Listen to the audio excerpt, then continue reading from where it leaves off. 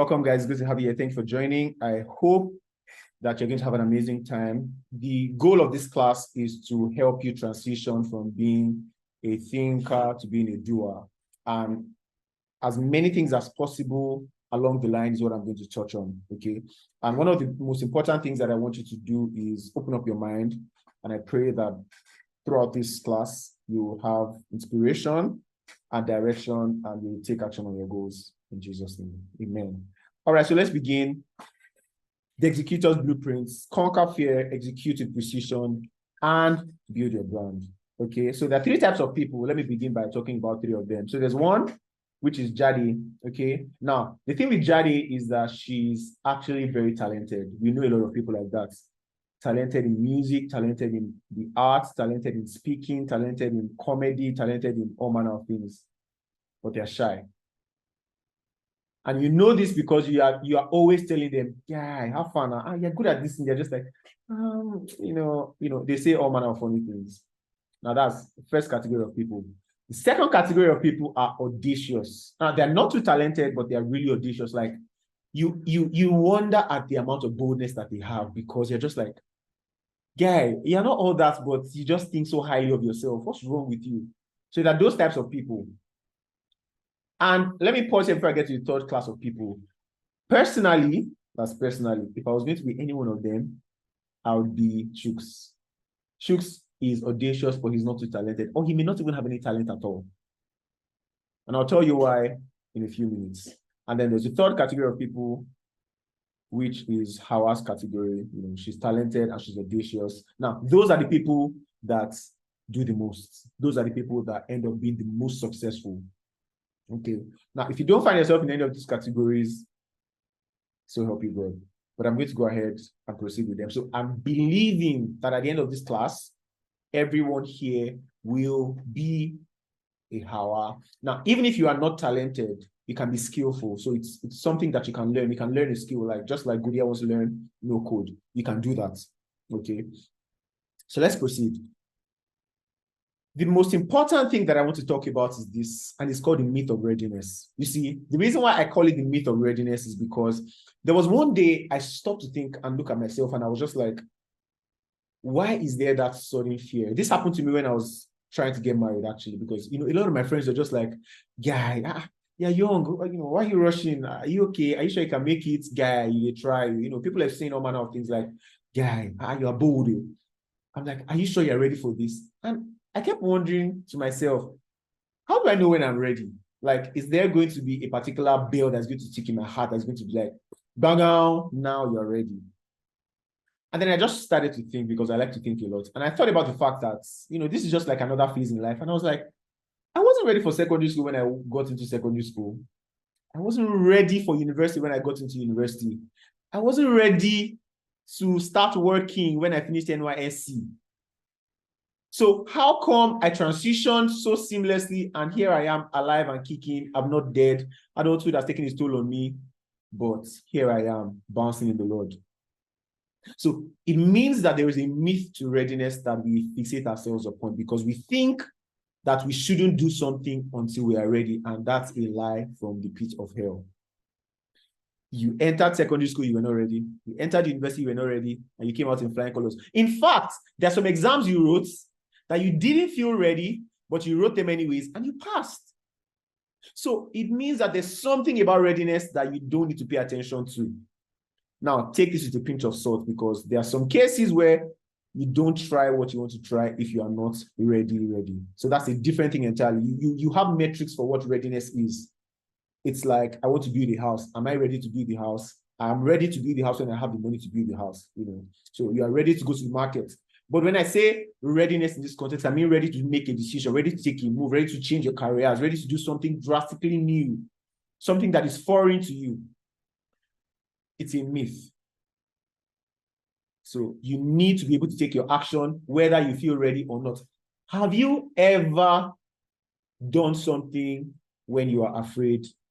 And see, the thing with taking action is the fact that when you're doing something, the fact that you are doing it pays no respect, or let me put it this way, what you are doing and how you feel about what you are doing many times are not related. Let me give you a good example.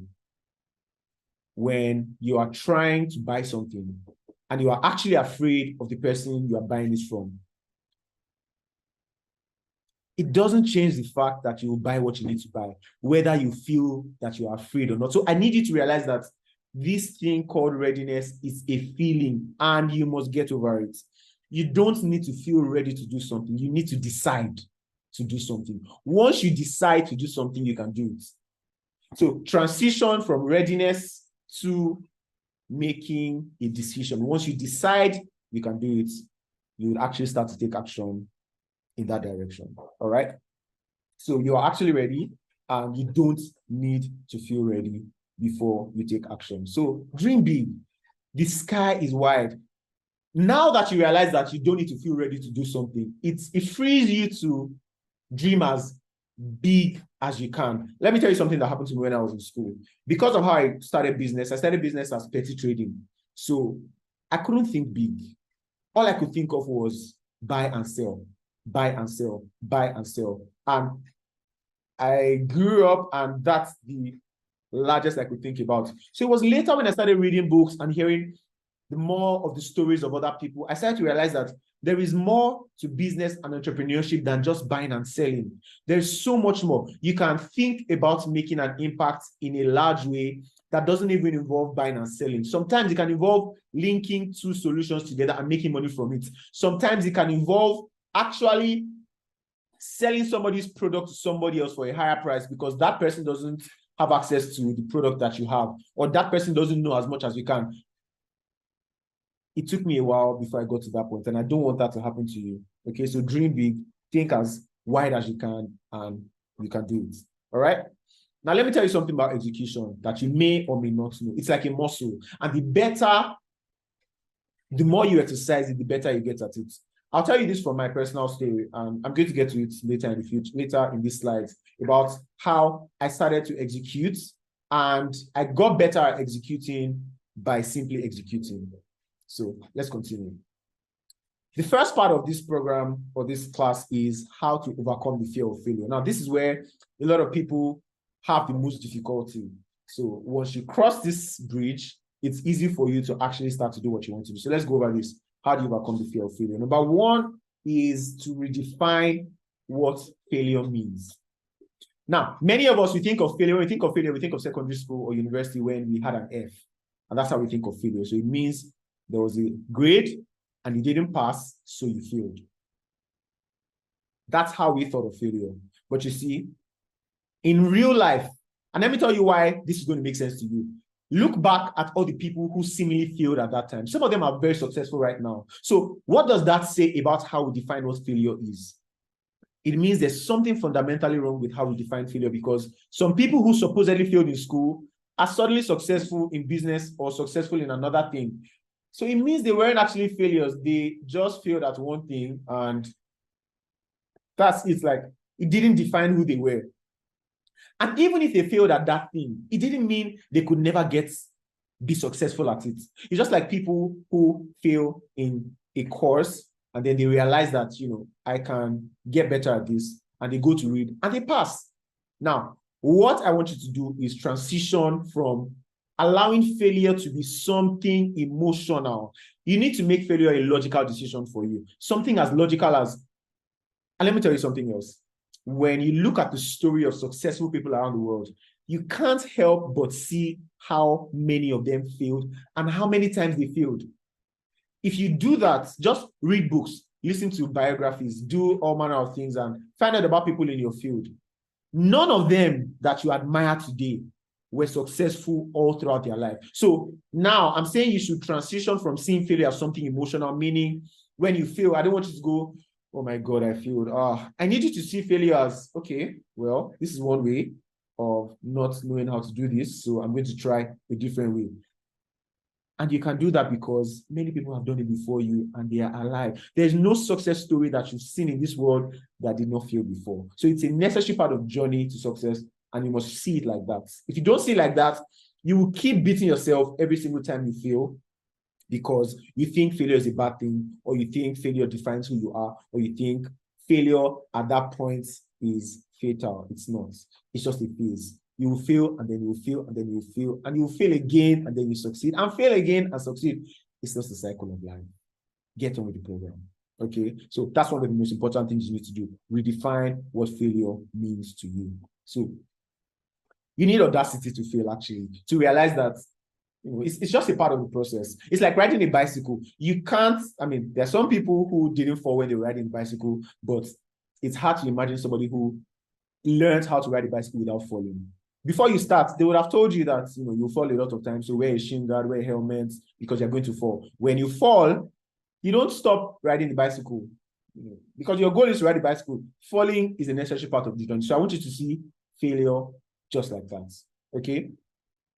Let me tell you a lot of failure stories that you may not be very familiar with. Well, Disney, number one, his first animation company, Laugh-O-Gram Studios, went bankrupt in 1923. Many of us don't even know that was a thing. He lost Oswald the Lucky Rabbit rights to the character due to a contract dispute with Universal Pictures. So he didn't have access to that. Many of us may not even realize how big of a deal it is to create a character and lose copyrights to that character. After losing Oswald the Lucky Rabbit, he created Mickey Mouse in 1922. Now, many potential partners thought that the idea of a talking rabbit was absurd, but he didn't stop there. He proceeded. When he started Snow White and the Seven Dwarfs, the project ran over budget. Disney had to mortgage his house to fund it, and he still became successful. So imagine at that point when he was mortgaging his house, somebody would look at him and be like, "Hi, this guy, look at you. Look at work you will not do. You say it's animation you want to do." But because he already knew what he wanted to do, and despite all the things that he saw along the way, it was easy for him to keep his eyes focused on what he wanted to do. All right, so I'm going to skip through that and go to somebody else that you may not know. So let me tell you something else. Failure is just an experience. When you see it like that, it becomes easy for you to fail in peace. And it becomes more comfortable for you to talk about your failures, because it's not a big deal. There's nobody that has not failed before. So it's not a big deal. So it's nothing to be afraid of. Okay. Failure is just an experience of how not to do something, and it teaches you and strengthens your resilience. That's everything that failure is. If you redefine failure to mean this to you, you would not be afraid of failing. Richard Branson, many of us know his story, some of us don't, but he's another failure story that turned success story as well. He started a magazine. Obviously, many of us don't even know the magazine. His attempt to compete with Coca-Cola and Co. Many of us knew Virgin as a drink. Virgin doesn't exist anymore. It was a difficult, I don't know if he exists, but even if he exists, it's nowhere near Pepsi, Coca-Cola, even Biggie. Because in Nigeria, for example, we know Biggie, we don't know Virgin Cola. Virgin Atlantic at the beginning, it was hard, but he tried, he pushed.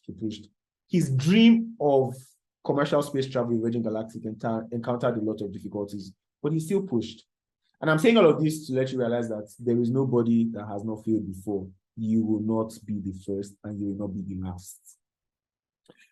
Now, there's me. Let me tell you about some of these things. I promise to be very personal with this. Okay, so door art was what I did immediately I finished when I started in university. Secondary school, actually. It was a logo with 2 windows. I wish I had more time. I'll put the picture here, but because there's so much to cover. So door art was David Rotimi arts. I used to make greeting cards at the time. And I started that, and then I transitioned into something called contrast print solutions. Now, at that point, I learned how to print and everything. And then I said, let me start a printing business. And then I did something else called Start Studio. Now, the idea of Start Studio was supposed to be like a one hub for people. So if you want to start anything, just come with your idea, right? We will help you, because I was a graphic designer at that time. What we'll do is we'll help you, we'll help you design your logo, visual identity. Then we'll get someone to do your CAC registration. Then we'll get people to help you with your books, just like one place where you can get everything done. That was a great idea. I started, I don't know how, I feel it, long story short. Then there's something else I did, Muse Creative. Now, with Muse Creative, what happened was I was selling art materials at the time in school. I was selling art materials, and then we started. It was a really successful business, actually. And one of the things that I failed at that I'm learning already was I did not have a succession plan. So myself and Sojo Emomi, if you were in architecture in Covenant University, you'll have known about us. We started that and it was a successful business, but we didn't hack a succession plan. And till now, it still bites me in the back. But I mean, that was one way I learned to make sure that if I'm starting a business, I need to plan how this can run without me. And then I started the Rotimi company. The Rotimi company was an evolution of door arts, but this time I added extra things. And then now I'm doing Banisoro design, flavor, and gear. Those three are still working. Flavor is existing, but I'm not putting in as much effort into it as Gerd. Banisoro design is low key, and we're just executing projects. Somebody can see Banisoro online and not realize that things are going on in the background. But because it's difficult to do work and still manage publicity for the work you are doing, it's a lot of work. Long story. There's a huge amount of failure in all the things that I've done. Some are not doing as well as others, but in life, you really don't need many things to work. You just need one thing. That's one thing at which you must succeed at. When it happens, you know. So, but failure is imminent. Failure is imminent. So relax. You're in good company. All right. So let's talk about finding clarity and purpose. Now, this part is going to be very, I won't say tricky, but there's a lot that I would like to cover that I wish I have enough time to cover. But let's begin. Okay. Now, clarity and purpose work hand in hand. I want to define them separately. Okay. So clarity is the compass that helps you navigate the murky waters of execution, meaning that when you are clear on what you want to do, it's easier for you to execute. If you're not clear about what you want to do, you'll find it difficult to execute because you'll be trying to do too many things at the same time. You would have too many factors you're considering. You have too many options in your mind. You have too many considerations. Now, if you don't have clarity, you will find it difficult to execute. So you need to find clarity. Clarity in purpose for what you want to do. Okay? What purpose is the fuel that propels both clarity and execution forward? Together, clarity and purpose form the foundation upon which any successful execution will be built. So it allows you to align your action with your vision, whether you're an entrepreneur, whether you're a businessman, whether you're a pastor, whether you're a motivational speaker, whether you're a musician, whatever it is that you're doing. Okay, so have clarity and purpose. All right, it will be easy for you to execute when you have these two. So clarity simplifies your purpose and it helps you move in the right direction. You have a purpose that you want to achieve. Clarity is going to help you say, this is how I want to achieve it. When you figure out the how of achieving it, it becomes easier for you to execute because you're not trying to do too many things at the same time. Okay. So let's start with one of the most important things that you want to do. And this word make meaning, I got it from a book that I read that I highly recommend. It's called The Art of the Start by Guy Kawasaki. The Art of the Start. If you can find it, I'll encourage you to read it. The Art of the Start. Okay. Now, make meaning. The best reason to start anything is to make meaning. Make meaning, meaning not just to make money, but to actually do something that is impactful. Like Olaolu was saying at the beginning of the meeting, before everyone joined me by 7 o'clock, there's a kind of fulfillment that you want to feel from what you're doing that you may not be able to there's a kind of fulfillment that you want to get that you may not be able to get even when you make money, because there's just something within us that doesn't feel satisfied by making money alone. There's a meaning, there's a fulfillment you want to get from making money. So what you want to do is to create a product or a service that makes the world a better place. So your first task is to decide how you want to make money. And this was inspired by a guy called John Doerr. Okay, so let me show you some examples. Okay, so Steve Jobs, for example, was the chief architect of Apple Incorporated. Now, what his purpose and clarity moved in the direction was he amalgamated design and technology, and he was driven by a simple and a clear vision and a purpose to make a dent in the universe through simplicity and focus. Two things: simplicity and focus. Now, you see, simplicity and focus, you can tell that it's an integral part of every Apple product. It's simple to use and it's focused on one thing. For example, think about the iPod. The iPod had one focus: music. It didn't have radio. It didn't have SD space. It didn't have any other thing. Now, that's how his purpose and his clarity of how he was going to execute affected every product that was made. When you have that clarity, it becomes easier for you to apply it through your products. So this is Steve Jobs. Let me read it to you. He says, that's one of my mantras: focus and simplicity. Simple can be harder than complex. You have to work hard to get your thinking clean and make it simple. But it's worth it in the end, because once you get there, you can move mountains. And that's why when you look at Apple as it is, for example, there's a whole ecosystem around their products because of these two things: simplicity and focus. Okay. Now let's talk about Malala Yousafzai. I don't know how to pronounce her name, but why I'm bringing her up is because she's another example of somebody who has clarity of purpose, advocacy for girls' education. When you think about advocacy for girls' education, she's the first person you think about, because that's what she has decided to make her life's work. It doesn't mean she's not doing any other thing. It just means that this is the one thing that she has decided to put out there, that this is what I want people to know me for. She may have businesses on the side, but she has said, my purpose and what I want to spend all my time doing is to help girls' education and advocate for them. Now, it doesn't mean you can't do it. Let me tell you something else. You see, one of the things that people find difficult with having clarity is because they think it's going to narrow their focus. And that's the mistake you're making. Having clarity is not going to limit you. It's going to open you up. Let me give you a good example. Now, let's say Malala's goal is advocacy for girls' education. Now, what you immediately think about is, oh my God, she can't do anything else but education. And you're wrong. Because what this means is that while she's doing advocacy for girls' education, because there's advocacy, there's girls' education, you can extrapolate so many things from those individual things.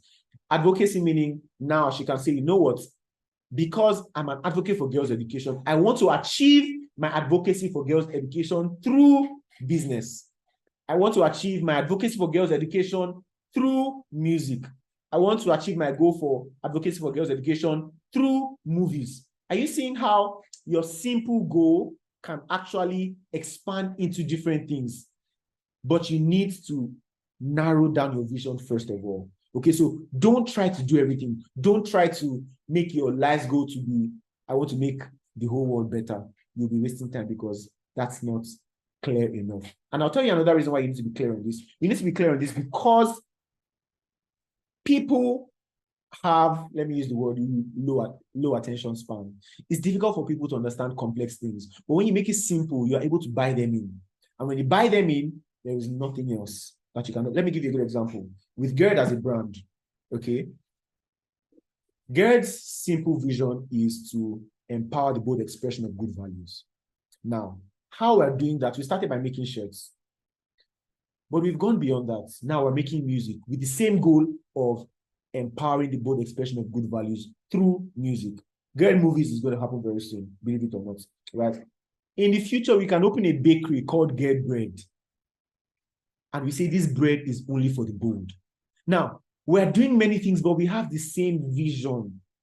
We have the same purpose. That's the thing about clarity. So you need to simplify it to ensure that you are not doing too many things at the same time. Okay? If Nike tomorrow decides to open an airport, people will partake in that airport because they know what that airport is about. They know that Nike is for athletics, and you know, all they're about is excellence for athletes. And when you enter the airport, you know what you expect. You see athletic signs everywhere. And it doesn't feel out of place.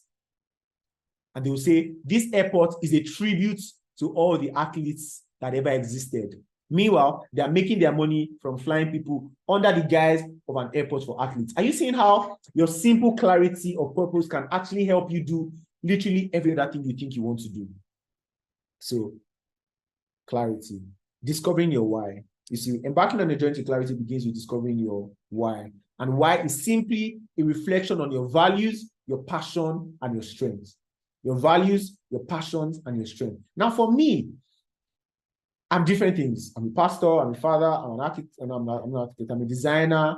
And now I'm reimagining myself on social media to be a coach that helps people execute on their ideas. It seems like, oh my God, I'm limiting myself. Not exactly.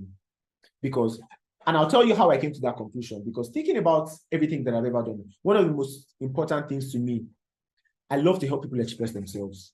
Now, you can tell that from all the businesses I've done, Gerd, Flavor, Banisor. I'm just like always wanting to help people express themselves. One. Two, I actually love teaching people. I'm a pastor, I teach literally every week. Outside church, I'm teaching people about different things. I realize that, apart from that, when I'm with my friends, any of my friends that says they want to do something, I will follow up on them to the very last. And so I realized, this is really what I'm about. I just like to help people get things done. I like to help them express themselves. I like to teach people how to do that. And doing that over time with different things made me realize that, maybe what I need to do is actually help people do this in real time. And that's why I'm here today. So simply clarifying your why is going to help you. And it's going to be a North Star that guides you through the process of making decisions, because there'll be so many decisions to make. When you have clarity of purpose, you know the things you want to stop and you know the things you want to do. You know the things to say no to. You know the kind of collaborations to say no to. For example, Gerd as a brand, there are some captions we cannot do. There are some collaborations we cannot have. There are some people we cannot collaborate with, no matter how much they love our brand. Meanwhile, there are some people that will just be attracted to us because of what we stand for. So you see, it works both ways. It repels the people that are against your values, and it attracts the people who are for you. But if you are for everybody, you will be for nobody. In the words of the famous president of this country. Let me talk about Simon Sinek. Let me give you some examples. So Simon Sinek developed the Golden Circle methodology that helps people and organizations find their why. So what this does is it helps you align your actions with your core beliefs. Let me show you how it works really quickly. Because of time, I'm going to move. This is almost 7:30. So the Golden Circle is a circle that contains why, how, and what. So what is, every organization on the planet knows what they do. These are your products and these are your services. This is what you do. So as an individual, you want to do this for yourself. This is what I do. So for me, I design, I do branding, I love to teach, I love to do business. How? Some organizations know how they do it. And these are the things that make them special or set them apart from the competition. So what is interesting about what I do? So for me, for example, how I do what I do is that I do it for people who have the desire to execute. I do what I do for people who want to take action on their goals. That's my how. Okay. And I do that by obviously teaching, through the products that I'm offering. Now, the why is the most important thing, because typically very few people or organizations know why they do what they do. And this is not about making money. This is a result. So why is a purpose, a cause, a belief? It's the very reason why your organization exists or why you exist. Okay. So for me, the why is more in the direction of I want to see people take action on their ideas. That's my why. That's why I'm doing all of the things that I'm doing. For Gerd as a brand, what we want to do is we want to help and we want to empower people who want to be bold about what they believe.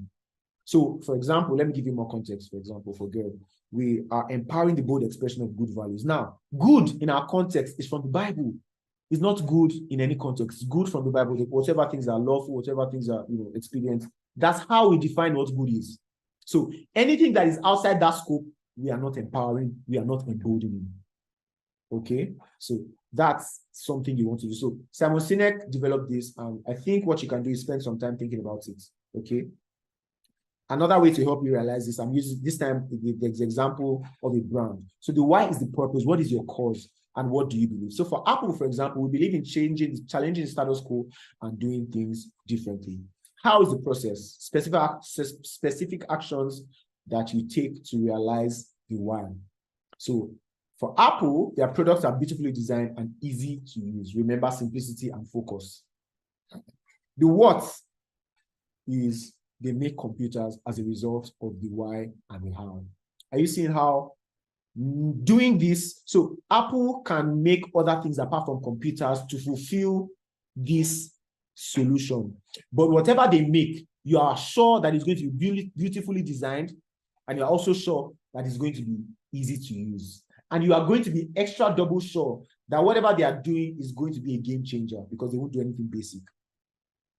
Are you seeing how all these things are aligning purpose and clarity? Let me move really quickly because I want to take questions at the end. So let's talk about how you craft your purpose. Okay. Once you have clarity, defining your purpose becomes very easy to do. Okay. Now, you want to develop something called a mantra. I also learned this from the book I mentioned at the beginning, The Art of the Start by Guy Kawasaki. So a mantra serves as a constant reminder of the vision that you are striving to realize. So it basically aligns every action and decision with the overarching goal. For example, for Gerd, our vision is that we want to empower or embolden, we want to empower the bold expression of good values. Okay. Now, our mantra is only the bold. Only the bold can change the world. Only the bold can make a difference. That's our mantra. Now, that mantra helps us to think about everything that we're doing through the lens of making bold statements alone. So anything we're doing, we can't do anything basic because we have a goal.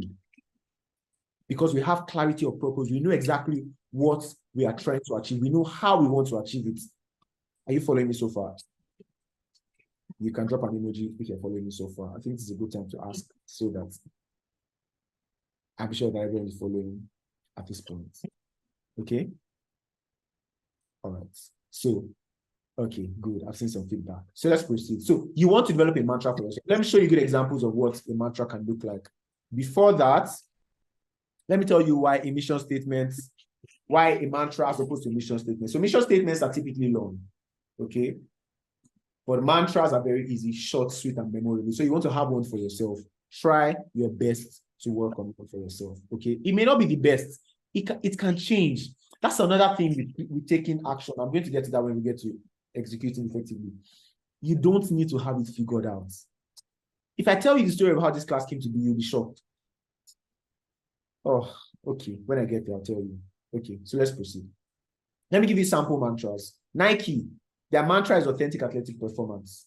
Disney, fun, family, entertainment. Starbucks, rewarding everyday moments. IBM, think. Good, only the bold. eBay, democratize e-commerce. Etsy, empower craftspeople. Now, all these things are mantras that help them to make every decision that they are making. So they can make any type of decision with this mantra in mind. Are you following me? So anything that they do, Nike can have an event, even though they are not an event. Somebody is not muted. Okay. So Nike can have a whole event that is centered around authentic athletic performance. Disney can release an app, even though they're not a technology company, that is around fun, family, entertainment. Are you seeing how your simple mantra can help you to navigate what you want to do, but you can create new or different products while you're at it, or services, as the case may be?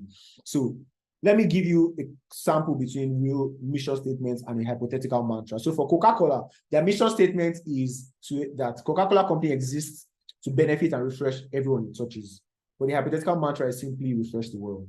Wendy's, for example, as a brand, the mission of Wendy's is to deliver superior quality products and services for our customers and communities through leadership, innovation, and partnerships. That's difficult to memorize and it's difficult to communicate. But in a simple mantra, you can say healthy fast food. Okay, so a mantra is something that you want to have for yourself that is simple and easy to use. So how do you make a mantra? Number one, it needs to be niche. It needs to be very, very simple. The more precise you can describe your customer or the person you're serving, the easier it is for you. So don't try to be generic. Try to be as niche as possible.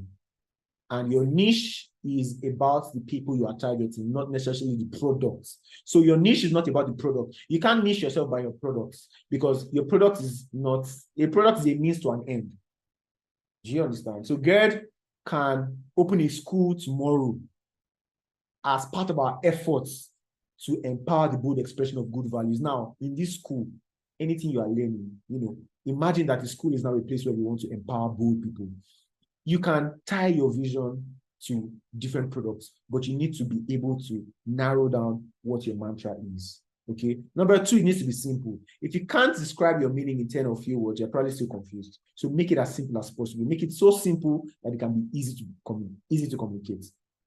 Okay. Number three. All right. That's all. If I'm going to get to that, it's still there. But if you don't target a specific set of people, you won't target anyone. That's the harsh reality. So targeting and making a niche is super, super important. Okay. Now, number three is copy. Some of you are overestimating yourself. You don't realize that you can copy. And there's a book I want you to read. If you have the time, you can read it. Still Like an Artist by Austin Kleon. If you read that book, it will change your life. It will help you execute quicker. It will help you demystify the whole idea of copying. You can steal like an artist. Human beings have been around for so long. There's nothing you want to create that is so new. You can use a different word. You don't need to focus on aliens. Copy, adapt. Look for someone that's doing something similar to what you're doing. How can I look around? How can I?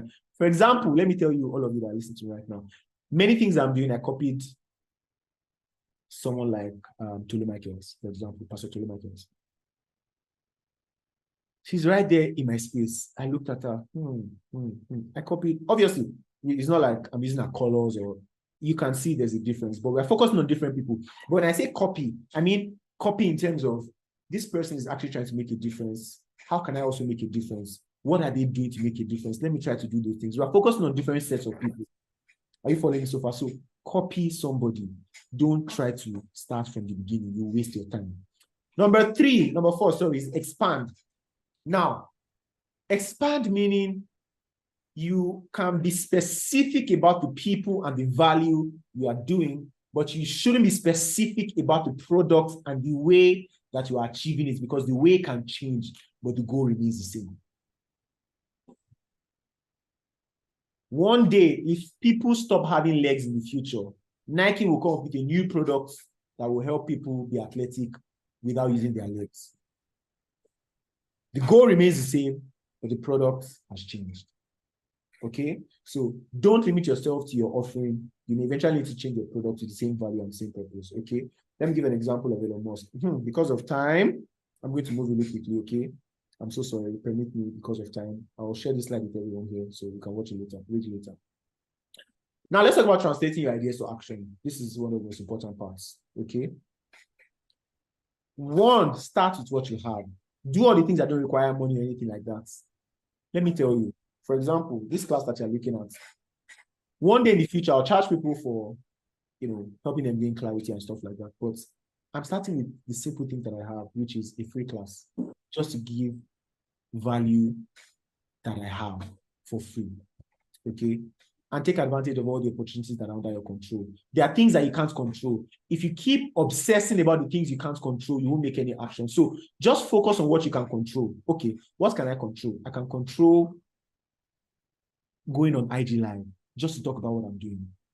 I can control talking to my friends about it. I can control creating a simple product that expresses what I'm trying to do. Do what you can control. That's number 1. Okay. Number 2, outsource as much as possible. Outsource as much as possible. There are so many things that you should not bother yourself with because somebody else can do it better than you. If you want to do everything, you'll be wasting your time. Outsourcing is one of the best ways to maximize efficiency. If you don't do that, you will keep trying to do too many things and not succeed. Let me give you a good example. For some of you that don't even know, Nike, as big as Nike is, they don't produce their own clothes. I keep using Nike as an example because I've done extensive case study on them because I'm building a clothing brand. So permit the example of Nike all the time.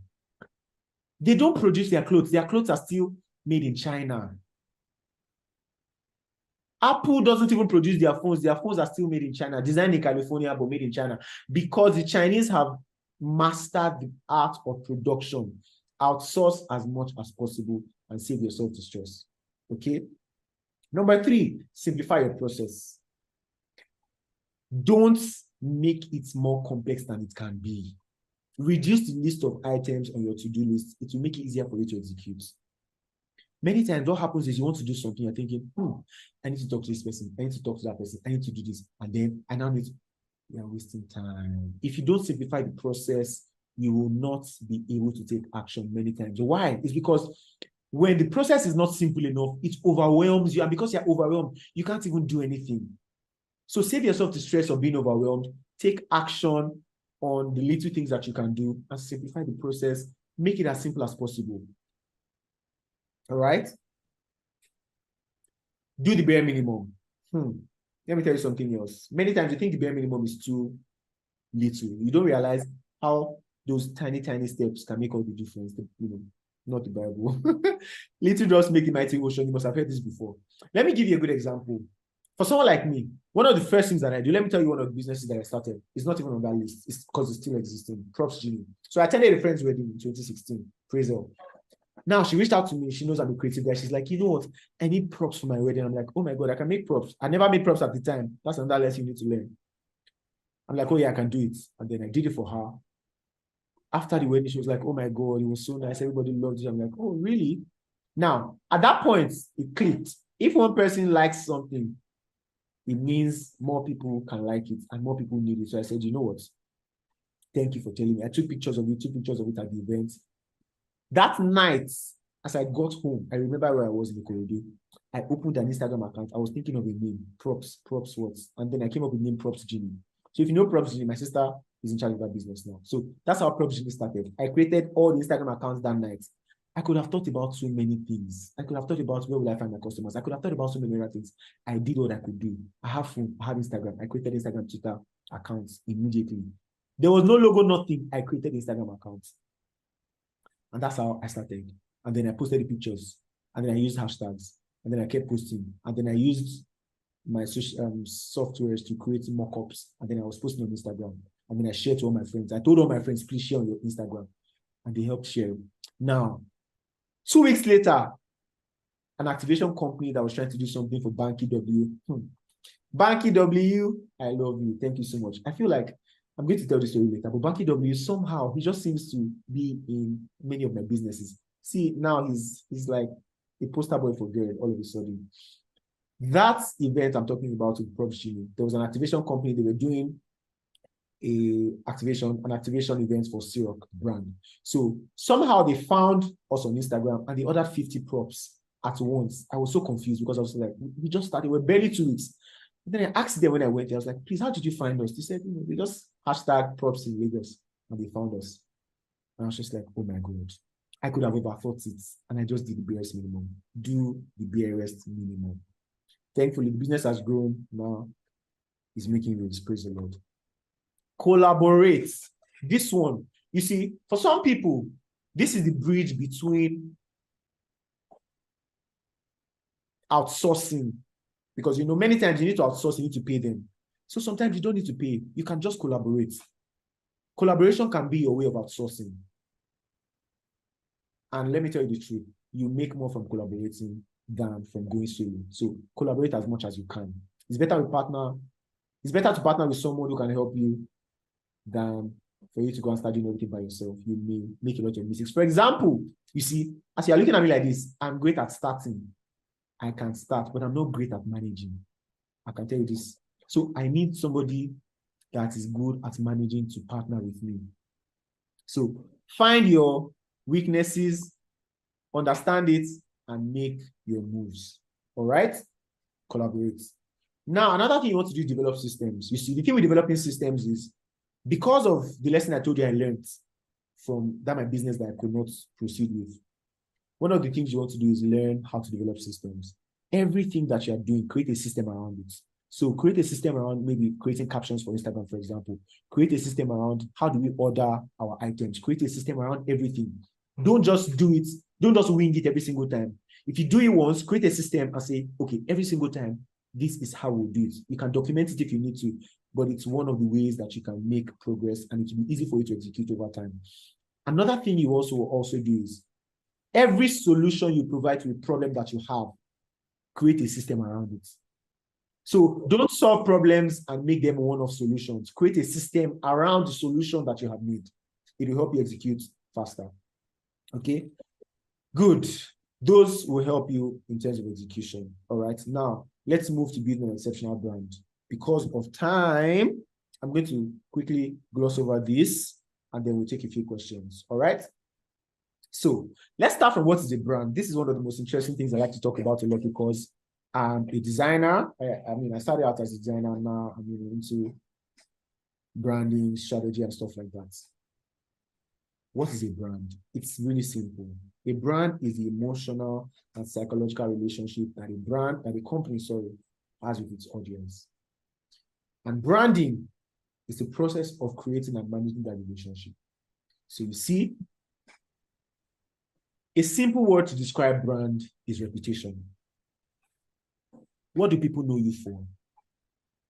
We know brands for their excellence, and we can identify their excellence by their logo. So your logo is not your brand. Your logo is simply a marker, an identifier for what your brand really represents. Now, what you are doing is you are evoking an emotional and psychological relationship. The reason why this is so important is, let me give you a good example. When we started Girl, my wife and I, that game, if I tell you how I designed the logo, you won't believe. Because, I'm a designer, so I've designed logos. I've designed all manner of logos, more than close to 500 logos I've designed. So designing logo is not my problem. But because I already knew that branding is beyond your logo, the logo is the easiest part. And because, like I said, I've gotten so good at executing, I knew what to waste time on and what not to waste time on. I knew my logo was nothing to waste time on. I just wrote GIRD, put space in between, black text, and that was the logo. Till today, it's still the logo. Is it a great brand or not? Yes. Why? Because what makes a brand is not just your logo. Your logo is just what people use to identify the brand. Glow, as a brand, everybody knows Glow for bad metal. That Glow logo is what, anytime you see it, you think about bad metal. When we see MTN, we think about everywhere we go, even though we've changed it to what are we doing today? So your logo is just a marker. Okay, so let me proceed. Let me help you with this definition. Branding is delivering on your promise every single time. Delivering on your brand promise every single time. If you say that you are a brand that is, for example, let me give you a good example. Hala is a brand. Now, one of Hala's promises is easy connection. So you don't have to go outside Hala. You can chat to the clients. You can pay them on the same app. Everything happens in the same space. Now, that convenience and that linkage is part of what they're selling. Imagine that they do an update tomorrow where they say, we have one app for payments and one app for interaction. That's going off brand because their brand is heavily relying on our ability to do payments conveniently, and not just doing payments, but to have a social interaction as a platform for making payments. So it's delivering on their promise. So their goal is to ensure that they enhance that interaction between making payments and interacting with the people you want to pay. So as long as they consistently deliver on that promise, they will be a great brand. And everywhere you see the Hala logo, you think convenience. Okay? So great brands don't just happen, we make them happen. Now, let's talk about some brands like Apple. You see, what you are going to do with branding is, after you have figured out your why, after you have figured out your purpose, after you have figured out who you want to focus on, after you have started executing, now you want to build a brand around, what's the time? 10 more minutes. You want to build a brand around what product you are selling or the vision that you want to achieve. Your why comes into play here. Now, how you build your brand is an extension of what your brand, what your purpose actually is. For example, Apple as a brand, like we said at the beginning, one of their focuses is simplicity, innovation. I didn't mention innovation, but simplicity and focus. And so what they do is that they focus on the design of the product and they focus on customer experience, such that when you're using an iPhone, it's so easy to use. It may not have too many functionalities, but you see that customer experience, they're going to love the interface. They're going to love swiping. They're going to love all the animations. That's how they focus on their own brand. Nike builds their brand by building an emotional connection with their customers through storytelling. That's why you will not find as many Apple ads as you will find Nike ads. Nike, they release ads so many times because they are building their brand based on storytelling. And one of the ways you can tell stories is by putting out ads and campaigns. Apple doesn't do campaigns because how they build their brand is through a great customer experience and they focus on design. Coca-Cola, for example, What they do is they consistently reinforce their brand values and identity through marketing campaigns as well, just like Nike, but not as much as Nike in terms of ads. You see, and what they focus on, like I said, you remember a hypothetical example for Coca-Cola is refresh the world. Okay, now Coca-Cola as a brand, they focus on this through spreading happiness. So Coca-Cola and Pepsi, oh my God, I have a document that I release very soon. I'll put it out.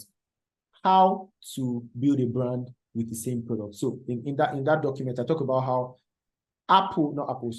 Coca-Cola and Pepsi are selling the exact same products, but they are building two different brands.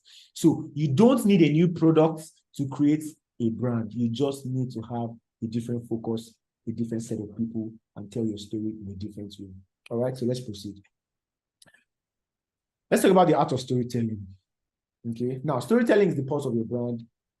It's the narration of the essence. It's the value of, I'm so sorry.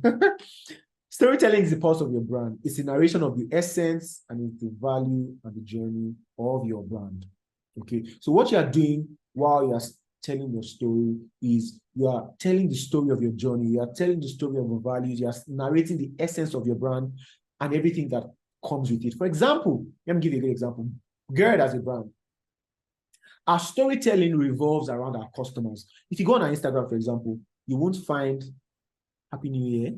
You won't find Happy Independence Day. You won't find anything like that. Why? Because we are just obsessed about our customers. All you'll find on our Instagram are pictures of our customers and events about our customers and maybe an announcement that is about our customers because that's what we care about. And so when we tell the story of our brand, we can't tell the story of our brand. You never see somebody just coming to advertise Gerd. Like, you guys, Gerd is such an amazing brand. You should know, because we don't want to tell our story that. We want to tell our story through the lens of our customers. And our customers will tell that story without doing it by, our customers won't tell that story like, oh my God, you guys, you should buy a Gerd shirt. No, they just share their experience with the brand. And people see that and want to be a part of that community. So you can do your storytelling differently depending on, let me give you a good example as well. Hala as a brand focuses heavily on their merchants to tell their story as well. I mean, they tell their story as well because, you know, they're new products, but they rely heavily on their merchants as well because those are the people who actually experience the brand and can tell the story of the brand. Okay, so it's through stories that brands like Apple and Nike have transcended from being mere products into global brands.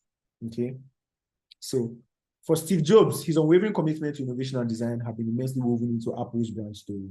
So making Apple the brand synonymous with revolution and evolution. So every single time we're waiting for something new, something bright. That's because Steve Jobs' ideology as a person has also been a part of what Apple as a brand is and will be. Okay. Similarly, what Nike has done is that they've crafted a narrative of aspiration and achievements, resonating profoundly with their global audience. So what you see in a Nike ad is it's always inspiring you to do something. It's always inspiring to do something. It's always telling the story of one great athlete who achieved this and how they defied all odds to become number one. You know, that's literally almost the storyline of every of their ads. They do it in different ways though, but it's always around that. Okay. By the way, that's a good time for me to even say Gerd. Gerd is launching a sports brand very soon. Watch out for that when it's time. Anyways, so let's talk about effective marketing. Okay, because, you know, building your brand and marketing your brand are two different things. How you market is how you tell, not just how you tell your story, how you get the word out. After you have built a strong brand, after you have built that relationship, you still want to get the word out to other people. So marketing is how you do that. It's different from branding. I'll do something else about the differences between marketing and branding on the practical level later. So if you're signed up to my mailing list, you'll find more, you'll get more of that. If you're not signed up, so you can have more information when that comes out. So once you've done that, so brands like Tesla, for example, they redefined conventional marketing paradigms and they relied primarily on word of mouth and customer-centric approaches to create global impact, meaning that all they do is focused on the individuals who are buying them. And you see, they're marketing themselves as environmentally friendly as well. Okay. Now, if Gerd wants to market themselves, we will market ourselves as people who are empowering people to be bold. We will market ourselves as environmentally friendly because that's not how we want to tell our story. So how you tell your story will be a determinant for how you market your brand. Okay. So for example, something like Red Bull, it's a different marketing tactic entirely. Why? Because Red Bull is a different brand entirely. Okay. So they've amalgamated themselves, they've linked themselves up with innovative marketing. That's just, whenever I see a Red Bull ad, it's just something out of this world. It's hardly ever basic or normal. That's how they've chosen to market themselves as a brand. Okay. And so the alignment of your marketing strategy with your brand helps ensure that your brand's essence is communicated cohesively while you are still doing the same thing as fostering a deeper connection with your audience. So everything that you do as a brand has to revolve around what you have defined your brand to be, and you should not exceed that. So you can branch out in terms of how you tell the story, but the story should remain the same. Okay. So how do you transition to building the future? All right. It requires consistently reflecting on how you want to build your brand, how you want to collaborate with people to build your brand, how you want to market what your brand is currently to more people. Okay. So you obviously continue reflecting.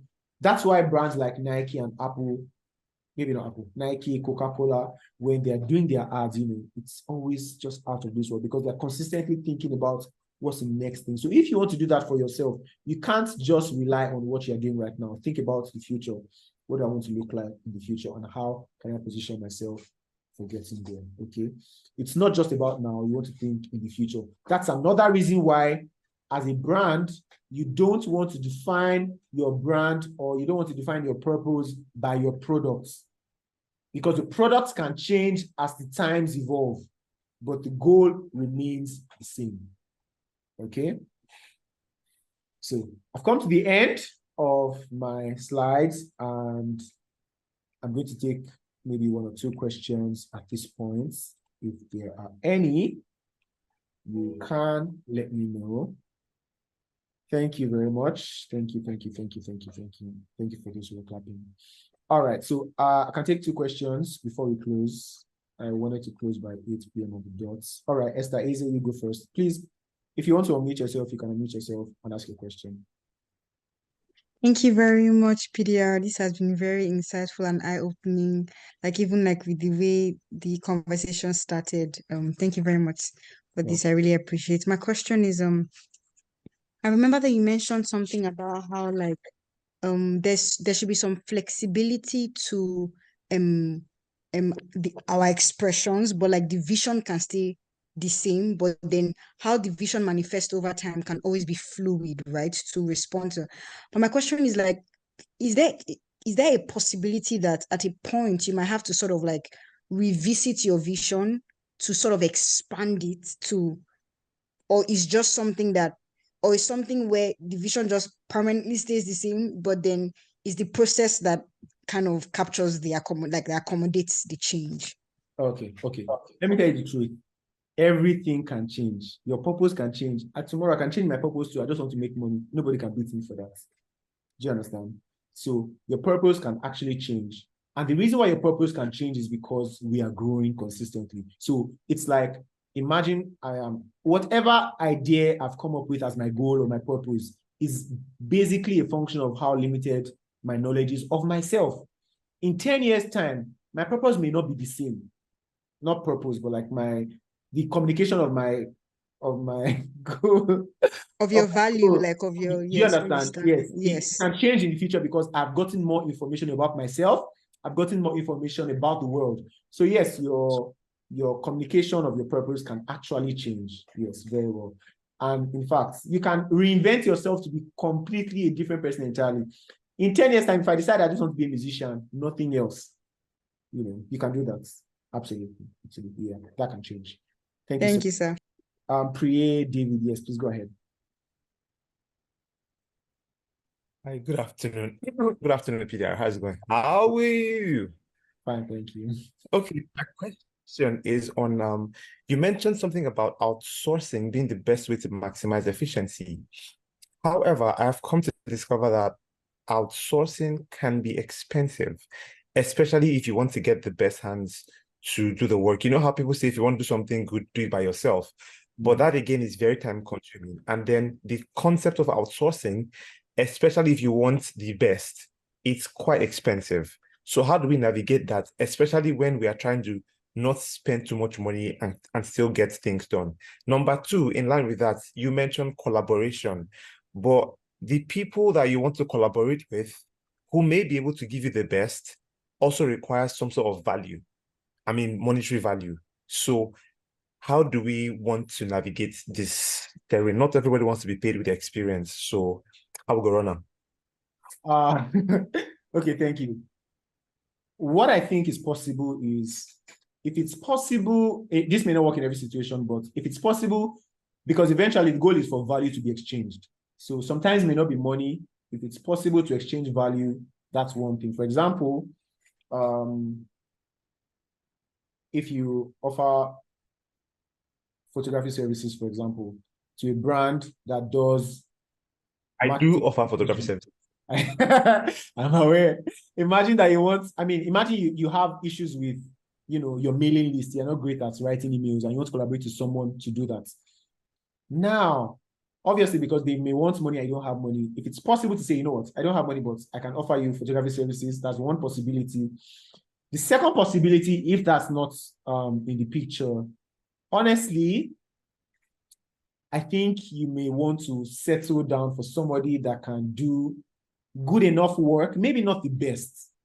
There will always be different categories of people. And because there's always room to grow, you can start with somebody who is not the best at it, at least just start from there. When it's time, then you can upgrade and move to higher levels, just because you actually need to get stuff done. And because it's not something you're great at, so you don't want to even bother trying, or you don't want to waste your time trying to get good at it. So you can start with somebody who is not great enough. When you are now big, those people that were looking down on you can now feel like, oh, you know what, we're on your level, so let's exchange value. So that's what I think right now. I feel like maybe if I come up with a better idea, I'll share it. But so far, that's what I think. Just a follow-up question based on your answer. You talked about how your brand is basically people's perception of you. Did I get that right? Yes. If you're starting up with a collaboration that does not present your best work, people now have a perception that you're not good enough or your brand is not good enough to work with. How do we navigate that? Okay. So that's simply a life reality, honestly. And because, truthfully, every brand has evolved. Even Nike that we're looking at, Nike had their bad days. And so, because, let me tell you something else. What you realize is that people actually love success stories for brands. Let me give you a good example. Some brands that started with a product. Now, the product wasn't great. It was just okay. And then maybe it was even bad. And then 1 month down the line, the product is better. And then 2 years down the line, the product is so much better than it was. Now, people can resonate with the fact that this is a brand that is consistently improving. So that's another thing entirely. Even though you might have lost some people at the first instance, you will meet some other people in the future, and those people will admire or appreciate the fact that, I like the fact that this brand is consistently getting better every single time. So that's something else that I think will work for you, just because you can't have everything in life, like just like regular factors of commerce and economics and stuff. Thank you very much. Thank you very much. My pleasure. Hilary, yes, you can go ahead. Last question and we'll close. Thank you so much, PDR, for your session. It has been so enlightening. For me, I struggle a lot with the one thing I'm really good at is coming up with excuses why not to start. Imposter syndrome, I'm not good enough. Who really wants to hear that this is not financially viable, this is not sustainable? I'm really good at coming up with those excuses to the point where I'm at the point where if I want to start something on social media, on an Instagram page, it would be about starting. Like, I want to put up, like, what I want at is something that encourages people to take baby steps and to celebrate those wins.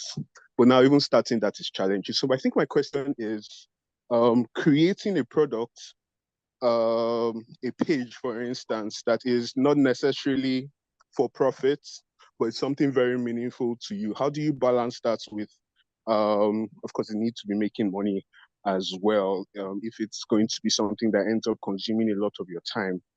How do you make, should you be thinking of making that product financially sustainable as quick as possible, or should you be planning to juggle multiple things so that you can sustain that vision and that dream? Thank you. All right, thank you so much. Since it's the last question, let me just try and wrap it up. Yes, you should start to think of how to make money from it as quickly as possible, number one. Number two is you can actually do every other thing just to support that thing because it's something that's meaningful to you. And number three is, even if you don't have all those two, the thing with life is, as long as you are creating value, except what you're doing is valueless, as long as you are creating value, in a matter of time, somebody will see the value that you're offering and be willing to either collaborate with you, partner with you, or pay you for your services to teach them how to do what you did. Even if that's the value you've gotten, or even if it's to... Another thing as well is the fact that when you do something and it's having an impact, as long as what you're doing is impacting people, everybody who is being impacted by what you're doing is emotionally attached towards you or towards the thing that you're doing. Now, because there is already an emotional attachment, remember what I said branding is building the emotional and psychological relationship. As long as that relationship exists already, it's very easy for you, even if it's to get donations, you will get, because people have already been emotionally invested in you. If you don't get donations, you will actually get to the point where you say, you know what, I have a product that I want to sell. Because you have people's hearts. Let me give you a good example. It's like churches or NGOs or random clubs where people, many times, the people that buy, let me say, the books of the pastors are people who are already emotionally invested in the pastor. And it's not 100% because they know there's value in the book. The reason why it's not that is because they might as well have gone to another bookstore to buy that book. There is an emotional connection there. Do you understand? So as long as that is being built and value is being added to the people who what you are making or what you are doing is affecting, those people have an emotional connection to you and they will want to buy. For example, let me give you a good example. Imagine this street class I'm doing right now. Tomorrow, if I say, oh, I want to release an ebook that costs this amount, maybe 5 people who are just like, you know what, I really liked what I learned, so I'm going to buy the book because I know that there's going to be more in the book. It's just like that. As long as there's value, people will respond naturally.